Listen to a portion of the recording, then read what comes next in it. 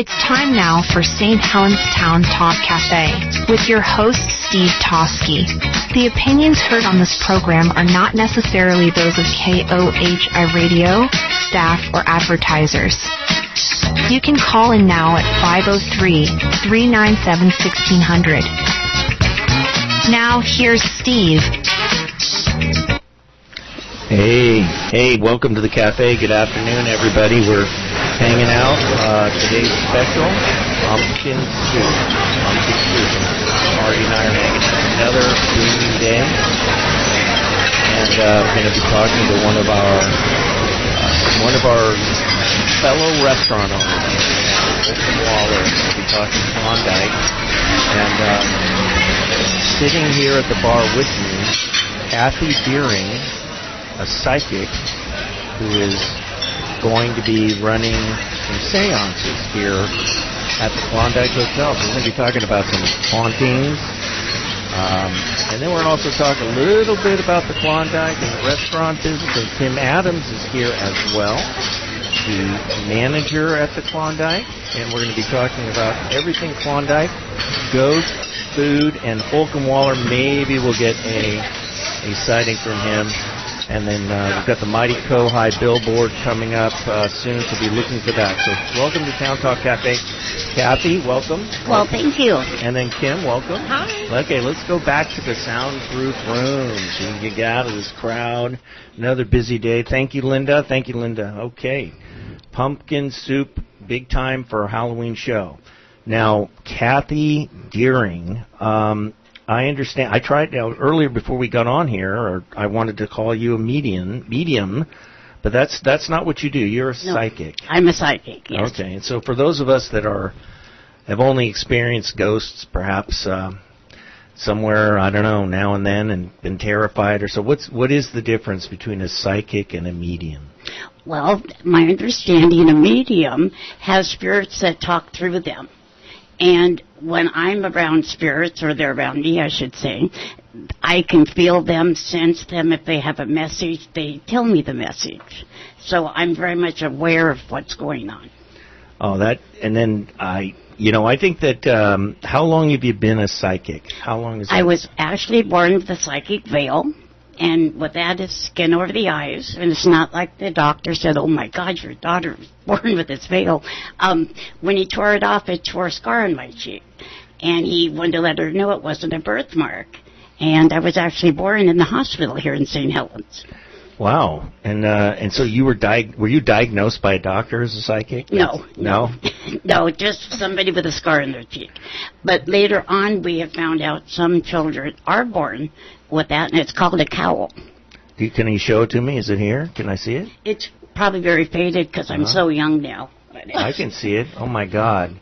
Now, as a psychic, then, and you say the spirits talk to you, you sense them, things like that? Yes. I won't admit I hear voices, but... Okay, well, I think I've heard some voices.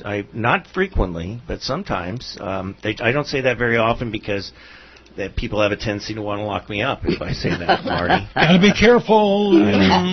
Are they friendly voices, Steve? We're going to talk a little bit about some voices I've heard lately and or recently near the Klondike.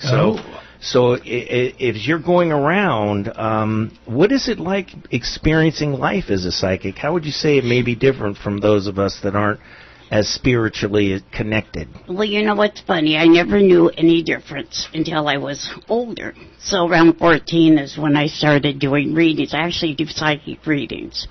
And, it's not like I know the lottery numbers, or I would have gotten them by now. Yes. So it doesn't work like that. Okay. It's just getting feelings. Getting a feeling maybe I don't want to turn left for some reason, and I'll go straight. I'll do that a lot. Doesn't mean I'll get in an accident. Maybe I'm avoiding a flat tire. Who knows? But what about if you're like in old buildings like the Klondike or old houses? I mean, it's so thick, and the memories are just amazing. How do you experience an old building as a psychic? You're walking in, and what are the feelings that you have? It's intense. It's almost like, have you ever gone in a room after somebody's had an argument, and you can feel that energy? Yes. That's thick. Yes. It feels like that. It happened just as I was leaving today my house, but I don't think it had anything to do with spirits. So I wonder how much of the memory of an incident Yes. that's happened, especially the Klondike. There's many spirits at the Klondike. They're not all from the same year. So you think, as a psychic, you've been in the Klondike many times? Yes, many times. And then you as a psychic, what do you experience in? And then we're talking about the Klondike Hotel and Restaurant, tavern actually, which is a very old building. I'm not even sure how old it is. Probably 1800 style building. It was built in 1906. 1906. Yes. And so, what sort of things are you experiencing as a psychic in the Klondike? In the Klondike, doing our events. This is our 5th year doing events over Halloween Town. Our first year, we were on the 2nd floor, and we had tape recorders set up on the 3rd floor. And we played the tape recorder afterwards, and you heard a woman choir singing. Oh my And God. it's harmony. And you can hear them going from one end of the room or hallway to the other. So and is it's beautiful voices. In your opinion, now are you a professional psychic? Sure, I don't know what an unprofessional one is, but yes, I am professional. Professional means that people actually pay you Yes. to come to help them reach the spirits that are around. Yes, I am professional. I've done different things. I've done missing people. I have never found a body, nor do I want to. But I've done non-custodial parental kidnapping. So as a professional psychic, somebody who's been born with the power, do you have an opinion of whether the Klondike indeed is a haunted building? Very haunted. It is. Probably one of the most haunted places I've been in. We've had things happen every night we've been there. I've been to the Klondike frequently, and I can tell you I'm not a psychic, and I'm not, but I do get a vibe from the place, this old vibe, this old feeling. Is that something that I should be, exploring within myself, do you think? Well, I believe everyone has the gift. Okay. And Probably it's just depends on how much you pay attention to it, right? exactly, and you've got to trust it. Mm-hmm.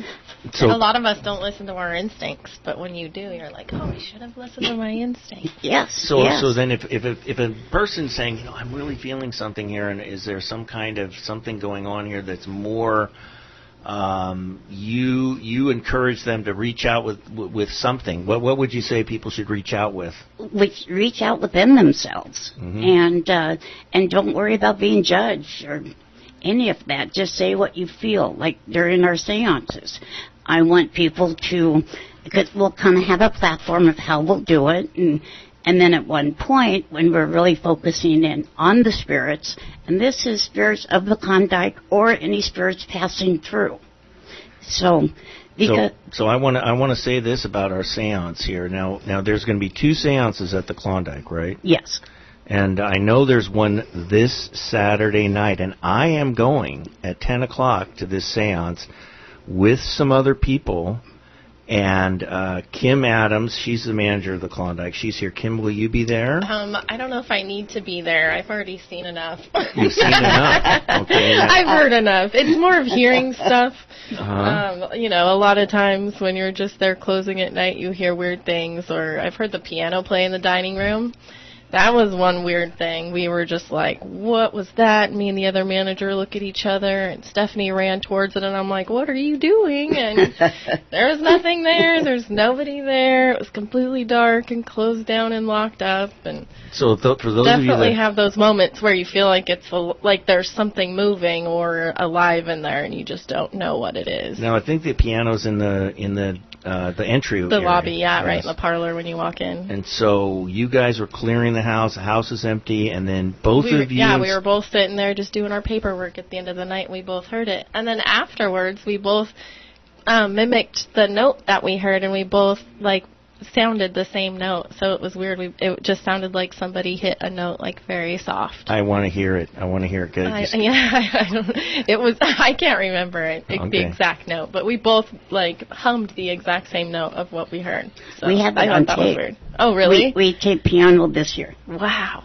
So the piano, so somebody or something struck a chord. Yeah, When it you and did. It Stephanie just are sounded there. like it was soft, and we were just like, "What the heck? Like, how did that?" It's just those things that are like, that doesn't make sense. So you're a little tentative then. You're thinking, do I really need to channel you're close enough to the spirits already just working there? Well, I mean, I just kind of have to tune it out when I'm working. Otherwise, I'd be like, what's that? What's that? Because there's so many sounds. Like, there really is. I've heard footsteps upstairs when I'm in the dining room. Like, it sounds like boots walking down the hallway. And it's just, you get the feeling of someone standing behind you and there's nobody there. So, I mean, I worked there previously with Dave and Ronnie being owners too. So I've kind of had a lot of split time there. And there's certain times of the year where I feel like it ramps up as well. And it's kind of like right now. So I think it knows. I think I it think does they too. know. Yeah. I do too. This is going to be my third seance at the Klondike this Saturday, and I can tell you the first two, I was not disappointed. I don't want to share too much about what happened because I can tell you each one is different. And do you find that, Kathy, that that depending on the mix in the room and how things go, different things happen depending on the night? Yes, definitely. Definitely. Yeah. The mixture of people, I think, has a lot to do with it. Because, you can hear noises all day long and just chalk that up to people walking down some weird hallway or the building just making noise because it is a very old, creaky building, Yes. But then there's those ones you're just like, you can't explain. Are there any places, Kim, that you just feel like I just don't like to go here alone at night in the Klondike? It just gives you the creeps or the... definitely the deep, dark basement. Okay.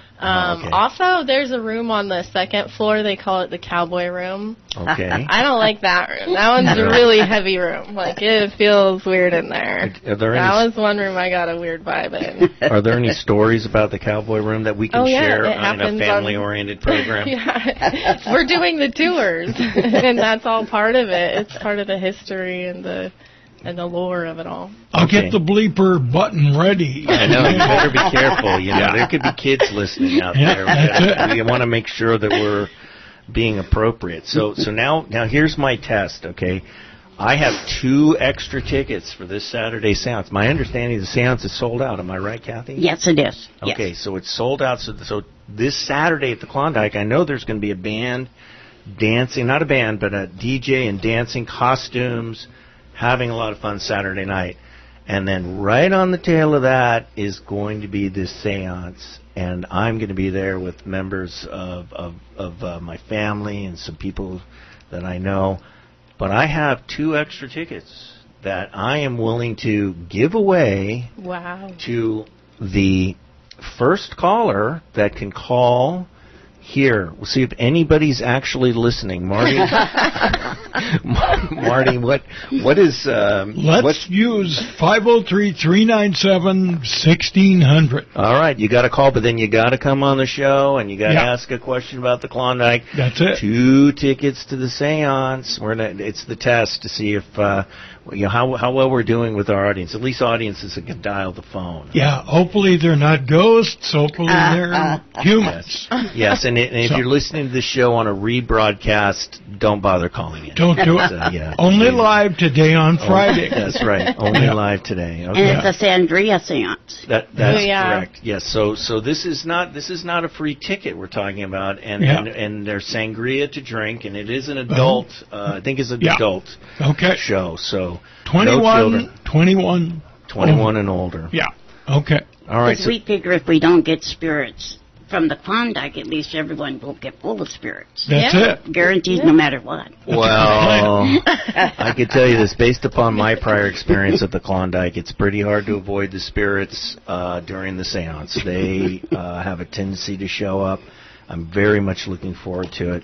Okay, I'll open the phone line right now, 503-397-1600. Thank you. Okay. So Kathy, tell us about, some gig that you were at and some interest, not the top one, just something that comes to your mind about A ghost story. I want to hear a ghost story. You want to hear a ghost story? Yeah, I want to hear a ghost story. Okay, shoot, I should have brought my proof with me. I was hired by a family for the Green River, and it was before the task force was developed. Okay. And the family had arranged, I lived in Longview at the time, and the family had arranged for me to see the detective. What a joke. What a joke. Obviously did not meet with the detective, but I thought, I'll go anyway and do my own research. So a friend of mine went to all the sites, not all the sites, excuse me, some of the sites where bodies were found. And we went to one site that 2 bodies were found. And one thing I noticed, I don't know if the police did this or if the killer did this, but every spot had tires and that marked the area. So the one spot we went to, you had to walk through all these tires and one at the very bottom to get to the spot. And it was by the river, and there was footprints. There was nothing there, not even a piece of paper. The police had really searched everything. So we're just standing down there looking around, and all of a sudden we had that feeling of someone watching us.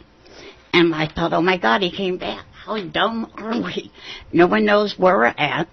So we turn around, my girlfriend and I turn around to walk away, and in the first tire is a pant leg draped over the tire. And it's rain, by the way, it was pouring down rain. It was in the spring. Grabbed the pant leg. We got up in the car. The pant leg was dry, and it's cut, and you can tell it's from a cheap denim. And then it dawned on me, it wasn't the killer I was sensing, it was one of the victims I was sensing. To this day, I still have the pant leg. Wow. And I didn't realize. You felt, and so what were you feeling there? I'm just curious. To get the hell out of there, for one. That sounds like a good idea. But one thing I did find out I didn't know is he strangled the girls with pant legs. Wow. Oh. And I did not realize that at the time. So. All right. But I always knew his name would somehow be connected to what he did. Well, Green River, Gary Ridgway, the initials were the same.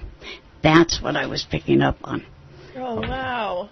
So you were involved in, that's way back in the day. So you've been. I was 10 when that happened. No, I'm kidding. You are good. All right, and so I understand though that just shifting forward a little bit more to St. Helens. Now, you actually brought a recording of something that has been picked up. Yes, on the second floor. While we've been there, and it was just a recorder that was set in one of the rooms. Okay, and so when the seance is going on, it's not only the people that are doing the seance in a room. There's also measuring devices and recording devices somewhere else in. We'll have set up, yes. Okay, and so we're trying to pick up some kind of I guess when the spirits are crossing the barrier, such that they can be picked up by human measuring devices. It's amazing. I've always had luck with recorders. Okay. Well, I know that I've experienced that with you in the past, and like I said, I don't want to share because I don't know if the same spirits will be there. There are a lot of spirits that come to the Klondike, yes, right? There are. Yes. I mean, it's not just like one spirit. No. Do they come and go, or are there just certain ones? I think there's certain ones that do hover, and it could be a portal to where it's an open door where some spirits can just easily pass through. Okay. We'll find out at seance. All right. Okay. And so let's Marty, I think we actually they brought in some kind of tape or something like that. Oh, we do. We have a little audio that has a voice. Maybe, Kathleen, if you want to explain what this is. Yes, first. what are we about to listen to? Yeah. Yes, when we start the event, and this is our paranormal adventure where everyone comes and they are the paranormal investigator. So we ask people to turn their phones on airplane mode. So what you're going to hear is somebody that was helping us saying, put your phones on airplane mode, and you got to listen right behind what is said after she says that. Okay, here we go right now in 3, 2, 1. Were you in the room that one time we filmed it? Video too. Yeah, everything went through the house. Were you in the room that one time we filmed it? Yeah. Video too. Yeah, everything went through the house. Oh my goodness. One more time. Video too. Yeah, everything went through the house. Were you in the... So it sounds like some kind of old lady saying that. Yeah. I don't know. I mean, It's somebody. That's yeah. Yeah, so Sounds somebody's like they're repeating. literally right in the room. Yeah. Like just Yes. right next to the recorder. That wasn't somebody's Siri going off, though, was it? no. Siri, whisper. Were you in the room that one time we filmed it? Video too. Yeah, everything went through the house. Were you in the room that one time we filmed it? Video too. Yeah, everything went through the house. Were you... Wow. Okay. Clear. And we Yes. have several others like that. Wow. Okay, so I'm going to remember to put my phone. I think it's good the phone's in airplane mode because you never know. Somebody could get a call and their phones vibrate. And we're trying to get out of the digital world and into the spiritual world on that Yes. time. All right. And then Kim, I know the sangrias are legendary there. Yeah, they're delicious. I know. Mm-hmm. You can't give away the secret recipe, but so when was it? Gets off at 10, right? 10 o'clock Yep. is when you show up with your tickets. Yep. And right now we've got, how many people are calling in, Marty? 35 people for tickets? 10,000 so far. 10,765? Okay. I've had a couple people text me, but they're not 21. Oh, So- no. Yeah. But I think you got to be 21 because it's Yeah. going to be in the Sangria, bar. yeah. Yep. I don't Yep. think we can Sorry. do something. We'll keep trying. I know. I don't think. Can we allow people under 21? I don't know. Probably not a good idea. Yeah, I don't think Probably not. Okay. No. All right. Yeah. Yeah, it's a good idea. All right. Sorry, we'll get Holcomb in here and Yeah. he'll tell us. That's Okay. it. So Kim, you said that you knew the owners before Holcomb, and who were they? Yeah. Who were they? Dave and Ronnie. Dave Willett and Ronnie Bartlett. She's at the Warren Country Inn, and she also does the radio show here for the Yeah, Dine-In. we do dining out Yeah, with dining Ronnie. out. So Dave Willett and Ronnie Willett. Bartlett. Ronnie Bartlett. Bartlett. Yeah. Okay. Like the pair. And Yeah. so they're still local. Yeah. Oh, yeah. And they I know I ate at the Klondike when it was in its past restaurant, and Yeah. I thought it was always delicious. Yeah. It's a little bit different this time around, though. I mean, we have a chef who has every item on the menu. It's not like, a restaurant where you hire a chef to cook the food for you. He literally decides the menu. And he changes it per season. So a lot of dishes you'll see come and go, but other ones come in, like for fresh crab right now is what we have.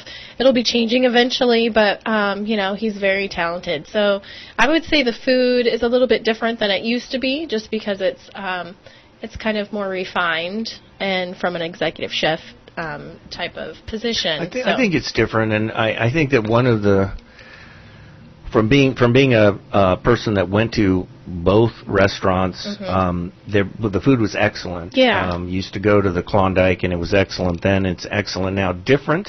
So we don't try to think, I'm going to go to get the old menu, but you're definitely not looking at a downgrade in the food. No, it's delicious. We use all fresh ingredients, pickle our own pickles, make our own dressings and sauces, and they do really creative dishes that are just amazing.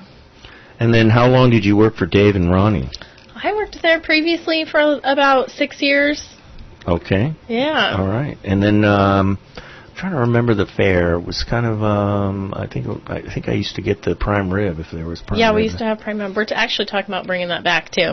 Okay. Good. We might do like a Sunday prime rib dinner, we're thinking. So that sounds good. yeah, because nobody else has it on Sunday, I believe, unless there's somebody I don't know about. No, but you're right. I've like a tested good that idea. out myself. Yeah, I So, see everybody wants prime rib on the weekends. That's it. And so Dave and Ronnie, they're running the Warren Country Inn? Ronnie is. I think Dave has moved on to other things. Yeah. Okay. All right. Well, I just ask the questions here. Sometimes I don't know the answers. Yeah. Whether No, I'm it's okay. Stepping on a subject That's why we like the show. But I've been to the Warren Country Inn too, and it's really good food there Yeah. too. That's for sure. And I understand that you were, Kim, you were at the dockside for a while. Yeah, I was there for quite a while. What was your position there at the I dockside? was a manager for a long time, ended up as general manager there when we closed. And then that's when I kind of ventured over to Klondike and started talking with Holcomb, and it just kind of evolved from there. I was having like weekly lunches with them, and we just kind of like created this relationship to where we were like, I think this will work if I come in as general manager and kind of just help take over the reins of the everyday stuff. And it's working out really nicely. I think the house is very well run, and we're going to talk more about the food and the other stuff. Cocktails. We got cocktails. Spirits right now. When we come back from our break. And then, okay. Hey, how are you? Holcomb's walking in right now. I hear Holcomb, so he's popping in here, opening the door to the soundproof room. We're going to go out and get a little bit more pumpkin soup, and we'll be back after a break. Thank you for tuning in.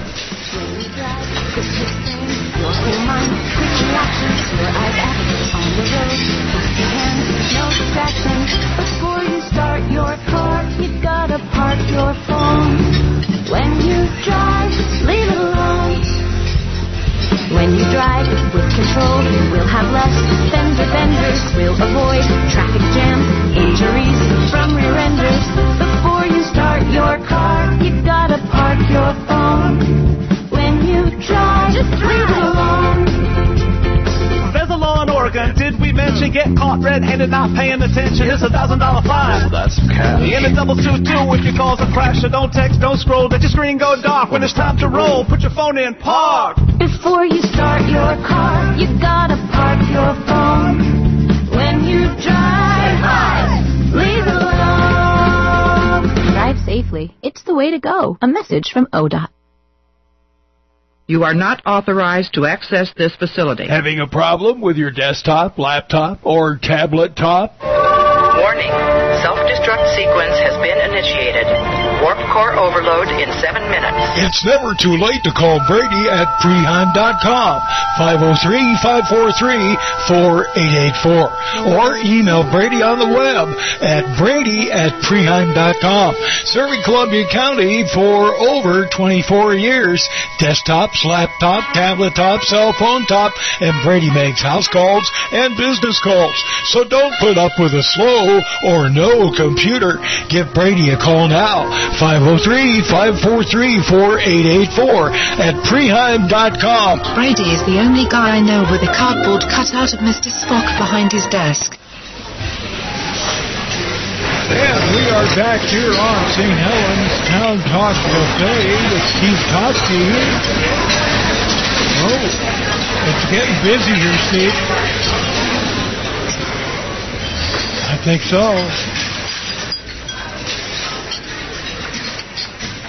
That's it.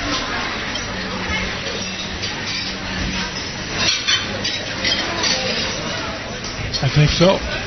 Yeah. Soup today. Oh. So Holcomb stepped out to go talk to our chef Chef Bob in the kitchen to talk about some of the secrets with the pumpkin soup. So I think Tim and I will go ahead and jump into the soundproof booth with Kathy Deering. Let me shut the door. Thanks. There we go. Thank you very much. Okay. I can tell you, it's a good thing we've got this thing because I'm not sure we could do the show out in the dining room. With too many forks and knives and plates. Yes. I think it sounds like harmony. Well, that's what it, That feels like a normal Friday night. That's the sound of commerce. Yeah. So, Kim, I just want to ask a few questions about the dockside because I used to love eating there. I think a lot of people did. And I know that the Crooked Creek's there now, a whole different style, great beer, great food. But the dockside, I forgot. How many years were you the manager there? I was there for about 7 years, I think, was when it closed, 7 years. And you were general manager, right? Yeah, at the very end. And then I remember running into one of the owners one time. I think they were out of town for a while, right? Yeah, Tiffany and Darren. Well, they ended up having to relocate to Oklahoma because Tiffany's mom got really sick. So they had to go take care of her down there. And so they just handled everything remotely. It was a relationship that I was close with them. I would text them every day. So it was almost like they were there, Technology these days, it kind of lets you be there when you're not. How long were they in Oklahoma before, selling the restaurant or whatever they did, closing it up? Well, the building sold. They weren't in a position to purchase the building, and the shape wasn't. It was a lot of work to get it back to where Crooked Creek could use it. So we were just in a lease. The building sold, so we didn't really have anywhere else to go. Just ended up closing it down, putting everything in storage. How long were the owners out, though? They moved down there about 5 years before it closed. 5 years, okay. Yeah, but we had really great people in place where we all just kind of took care of the restaurant. It kind of becomes a family when you're in that position. And, they hired people to take care of that, and they relied on us a lot, and it worked out. Well, I know that a lot of times when the owners are gone in restaurants, things have a tendency, potentially, oh, yeah, that drift. can happen, for sure. That's why I say we had good people, because if you don't, then that will happen, and you have to have someone to hold everybody accountable. Of course, when the owners come in, everybody kind of steps up their game a little bit naturally. Of course. But we all, really worked hard to make a team to where it wasn't any one of us working harder than the other. We just had a really good crew. Yeah, when I would go to the dockside, I always noticed consistency in the food throughout. Oh, yeah, it was always the same. Yeah. You could get it, and everybody knew the recipes, and it was by recipe, so you could order it from one cook, and it would be the same from the other. And that's important. Yeah. I had some favorites. News, can I break in? Yes. Mindy Sass is our ticket winner. Mindy Sass from Northwest Plumbing. Mindy and Dave from Northwest Plumbing. I know she'll enjoy a thing. Sass at home. Sass at home. Thank you, Mindy. Well, there she comes. Did she want to ask a question, or she want to pop in? No. Okay. No. See, that sounds like Mindy. I asked her, but No. Okay. All right. Well. All right. Okay. Well, okay. Mindy came in. She called in, Mindy Sass. Mm-hmm. I am going to look forward to her and Dave being there, because if any of you know Dave Sass, when a spirit channels through him, I can tell you it's going to be quite a spirit. Who knows what he'll say? It's probably going to be something to do with fishing, though. It might be. Maybe. It might, or hunting, ready to hunt. Right. Exactly.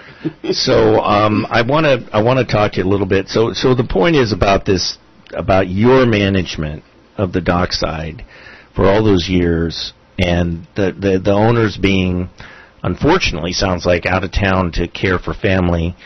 I think that it was a very popular place, and people really enjoyed the food, and that's a credit to you, Kim, you and the rest of the staff, right? Yeah, it was a definitely team effort. There's no way I could do it by myself.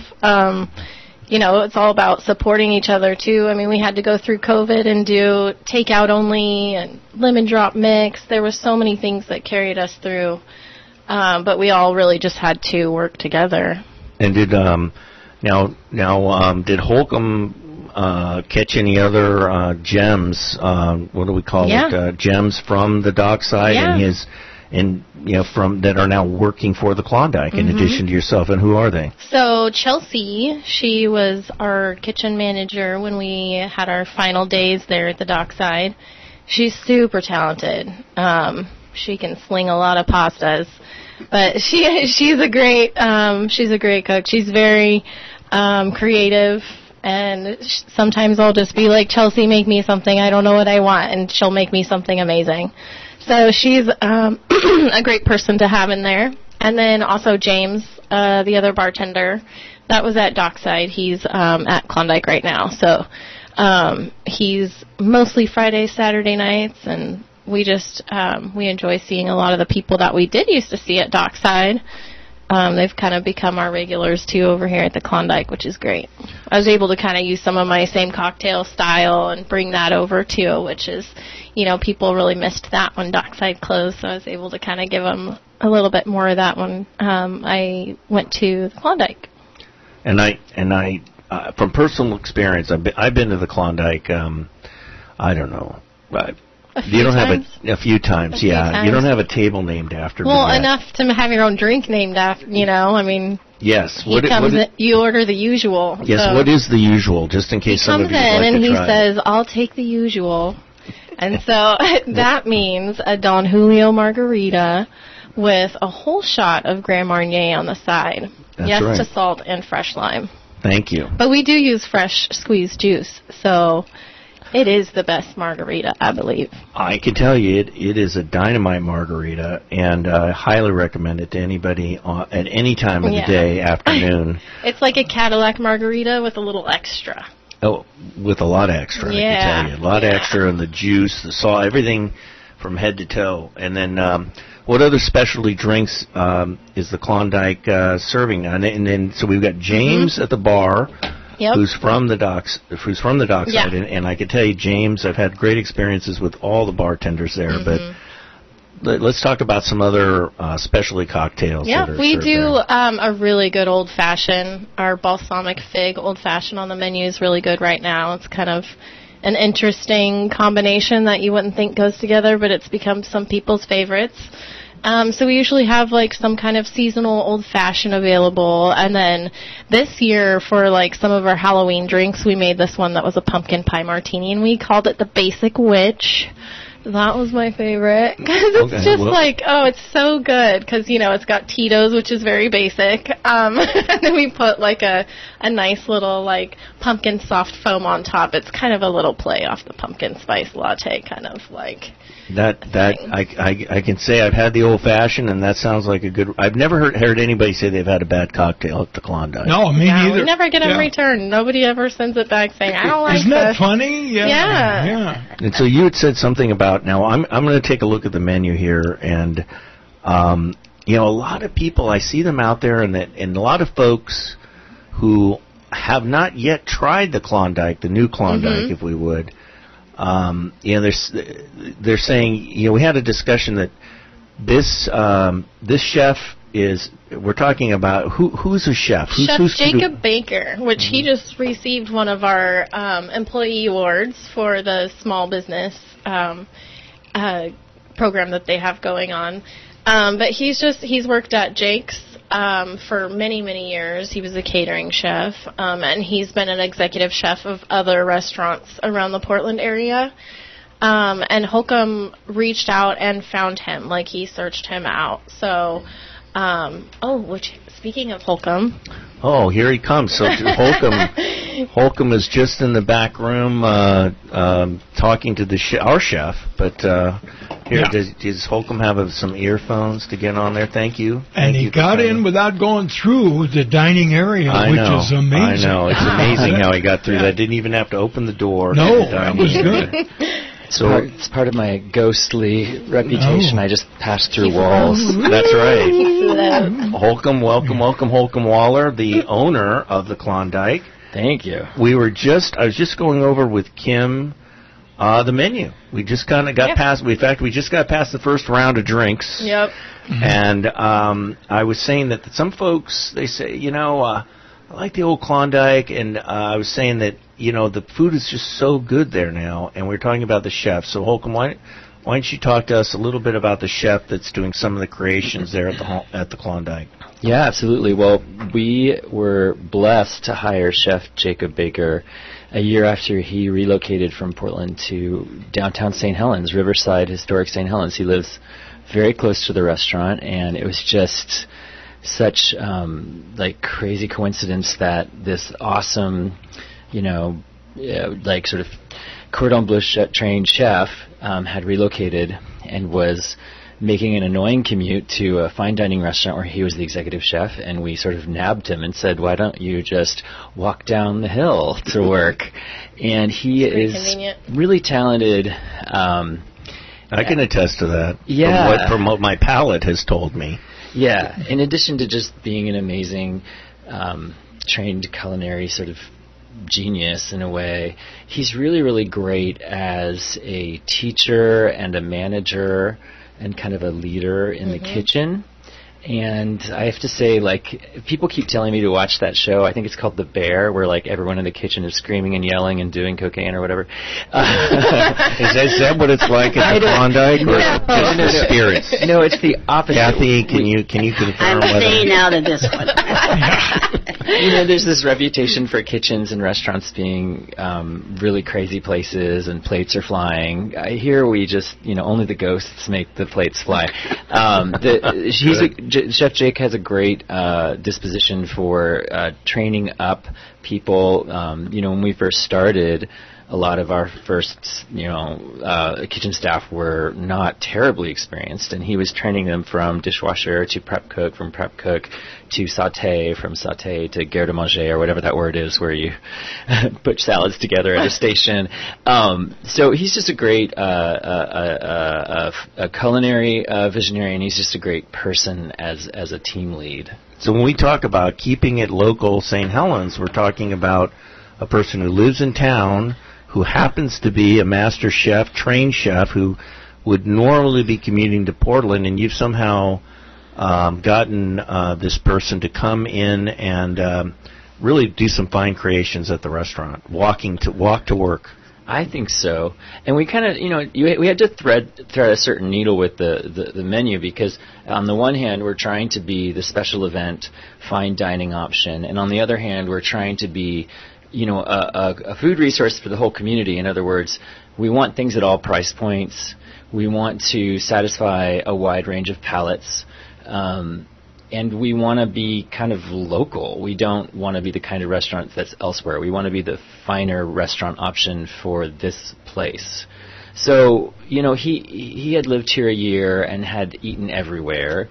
And I think one of the things that we try to do, and honestly that a lot of the restaurants sort of in collaboration do downtown, is to offer unique things so that each one has an area. And when you come down to the Riverside, district there, you have choices, and there's overlap, but there's just different styles. There's different options, Now, I understand that, we kind of had a little chance before you came into the cafe, ran into each other walking around downtown. And you said that the restaurants downtown near the riverfront are trying to pull together and make sure that this is kind of a destination spot for people who want to come down to eat. That if you come down there, there's going to be a lot of different options for families, for couples.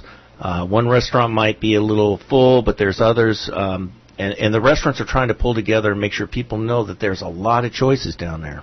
Yeah, and also to remind people that we're there off the highway. I mean, a lot of folks who either pass through St. Helens or even live regionally don't make it down there much. Some people who live right around here don't get down there ever. And it's not far. It's like 5 minutes off the highway. So, yeah, I think there's been a conversation about maybe joining forces and doing some combined marketing, maybe a billboard that features each of the different restaurant identities, but in a collective effort to say, hey, it's like Culinary Corner. It's like if you live in Rainier or Scappoose, like this is probably like the best place to go for choices for dinner. I go down there all the time. Yeah. And, to say nothing of if you live in St. Helens. I'm just saying, like, it's a regional Culinary Corner. It's a little bit off the beaten path, so we got to kind of remind everyone. Well, we get our mighty Kohai signal out there, and billions. We cover the earth. It is on the web, and you never know what may happen following this broadcast. But I know that people are talking about, okay, Steve, we heard about the chef. What about the food? And I can tell you, we talked about the drinks, and I just say this place is so deep in its offerings. We've got the stars, and Kim, you'd mentioned something about the crab, and so the fresh Dungeness crab cakes. Is this a fresh crab cake? Yeah, and then also our cioppino dish has fresh crab on top as well. It's all fresh. So I mean, it's something that you can't get anywhere else in town, and that's kind of we want to be that special destination that you can't get. I was eating with Danny, the piano player, the other night at the Piano Man Danny, and he had the cioppino, and he's a live person, Kathy. Well, at least I think he is. I've seen him around. He could be. Other people see him at the same time. Yes. I feel bad to say that you're talking about two items that are rolling off for seasonal reasons soon. Well, that's okay, though. Get them all you can. I can. Just for the listeners, don't be disappointed. No, but they'll bring more back. Yeah, it's going to change. We're going to have amazing ones that change, Well, too. when are these dropping off, in case somebody wants to get there? Probably within the first couple of weeks in November, just because Dungeness crab sort of doesn't. I think it's a seasonal thing. Is. It's everything with an R. You can get tons of Dungeness crab still, but But the Chopino, I know that he finished his Chopino and it was all gone. And so those are two things. Come get it while you can. And then the cauliflower soup. And three of my favorite things on the menu. Well, there's steamed clams and mussels. Just where do you get these mussels? Because they taste so fresh. Delicious. and you're not going to tell. Well, I don't actually know. Well, I think it depends on what we can get from the purveyor. Yeah, I think Jake would have to tell you. I mean, we have we use Pacific Seafood, which is a really good regional seafood sourcing. I just don't particularly know about them. Well, he's doing a good job. But they had to sign an NDA. Yeah. You're an attorney, Steve. You know how that works. Yes. Yeah. Yes. And then the wings, incredible. The truffle fries, and I mean. So that's just starting with it. And then I know that you got the butter lettuce wedge. That's kind of one of the things you rolled out there for the salad. I like it's like a classic wedge, but we use butter lettuce instead of romaine, which I think makes it better. I do too. It's like almost like creamier rather than just like because don't you use iceberg typically? Yeah, and it has no flavor to me. It's but I think we're better than that. We like butter lettuce. Okay, now here's something I've had many times: the ribeye steak. Yeah, the ribeye steak. I mean, just a great cut of beef. Yeah, and really well cooked and seasoned. I think. The ribeye is going to stay. The setting changes seasonally, but so it's always change the cut of steak as well. But we'll always have a steak, just depending on whatever he's feeling. Let's talk about the mole braised short ribs. I love that. With there's a fritter or something. Tell us about that one. Tell us about that creation. The corn fritter. Tell us about that creation. Well, I believe I could be wrong here, but we smoke our own meats, we cure our own meats, and we braise that short rib for 24 hours. And so it's got a sauce on it that I think is comes out of a family recipe of our sous chef David, who is I believe Guatemalan, and the mole has like a bunch of seasons in it, including dark chocolate as a seasoning, and then it comes with this beautiful sort of sautéed squash vegetable side and these corn fritters, which are these kind of savory balls of corn that you dip in a what is that sauce? It's a chipotle sauce under the fritters. So I don't know. It's one of my favorite dishes. That's really good. Okay, my current go-to though, right now. I tell people you can't go wrong on the menu. I mean, there's not a bad step anywhere. This is a deep menu. The pork cheeks on the polenta. Yeah. So love I mean, what is a pork cheek and why on polenta? It is exactly what it sounds like. Yeah. You know how you have fish cheek, like halibut cheeks. It's like the most tender part. Think of it like tender. That, and he braises it in like a coconut milk, and so it just kind of like they still keep their shape, and when they put them on the dish, you can just peel it apart with your fork. It just kind of falls apart, and the taste is amazing. That's another one that might be coming off, but get it while you can. Definitely get it while you can, because I mean he uses seasonal vegetables and seasonal items as well, so it's nice to kind of switch that up. We try to coordinate the drinks also, as like the cocktail list kind of has some contributing flavors that go along with some of the entrees and stuff as well. So for those vegans out there too, my son's a vegan, a serious vegan. Where he's been a vegan for years now, and I've had this dish myself, and I've ordered it several times. The Hoppin' John. Now that is a vegan dish, right? Yeah. And then what's that dish? Just for those that are thinking, I'd like a non-meat option, vegetarian or vegan option? It's a traditional Cajun stew that's made with black-eyed peas and a number of chopped vegetables, and it's braised that have been roasted in the oven. So it achieves a kind of meatiness by virtue of the roasting and then the black-eyed peas, and it's served over fragrant rice, and it's quite delicious. I often order it with grilled cheese.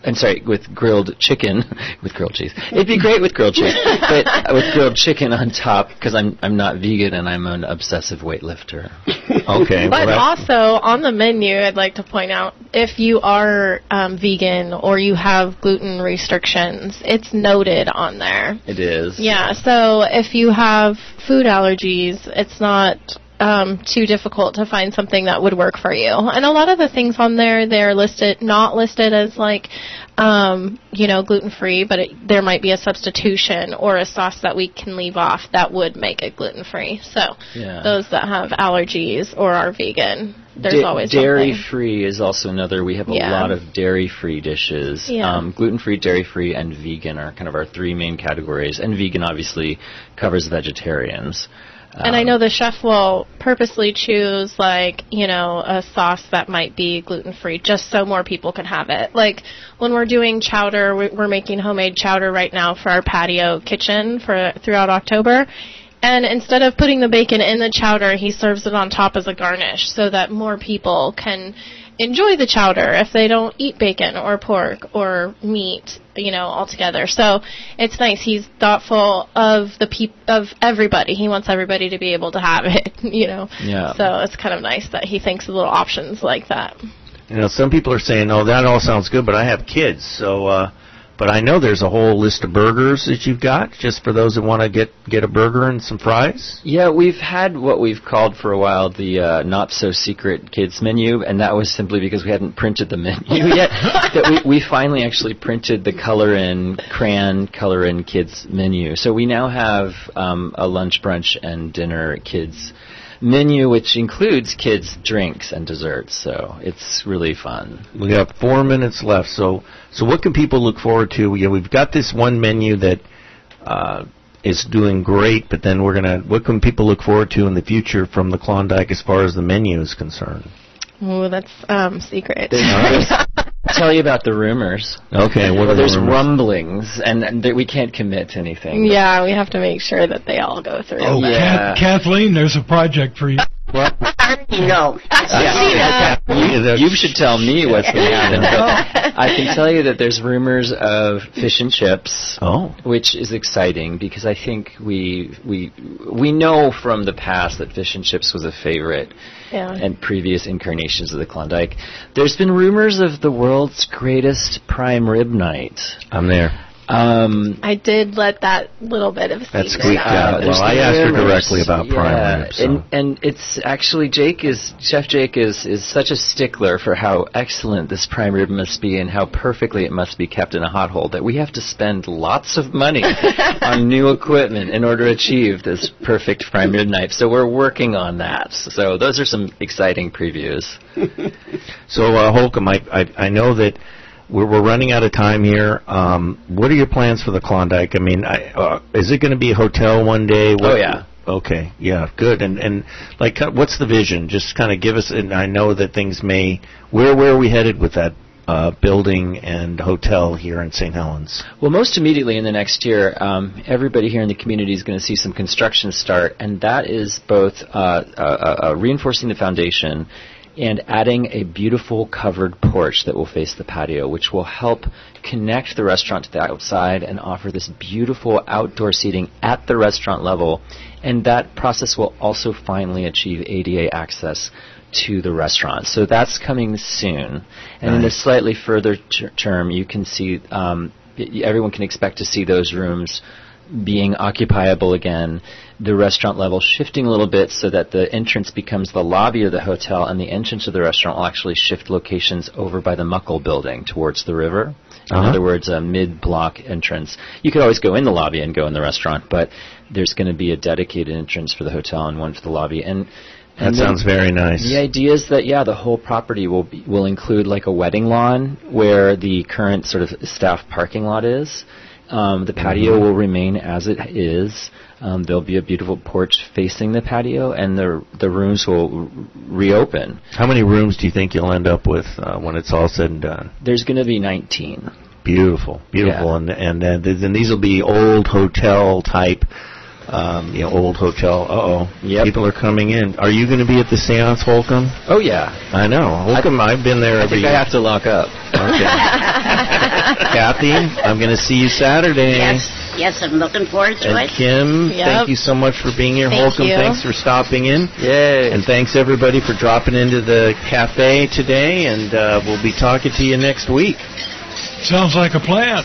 Yes, I'm looking.